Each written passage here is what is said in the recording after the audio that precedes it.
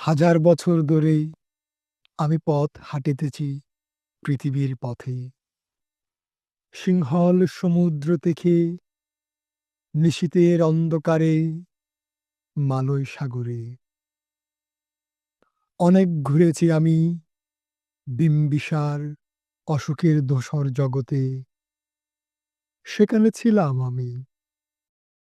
আরো দূর অন্ধকারে বিদর্ভ নগরে। আমি ক্লান্ত প্রাণ এক, চারিদিকে জীবনের সমুদ্র সাফেন।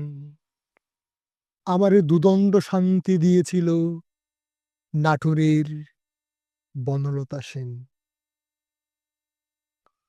চুল তার কবেকার অন্ধকার বিদেশীর নিশা, মুখ তার শ্রাবস্তির কারুকার্য।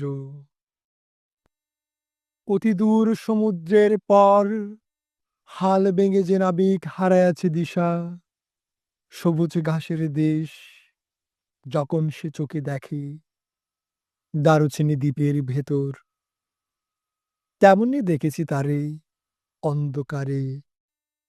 বলেছে সে, এতদিন কোথায় ছিলেন?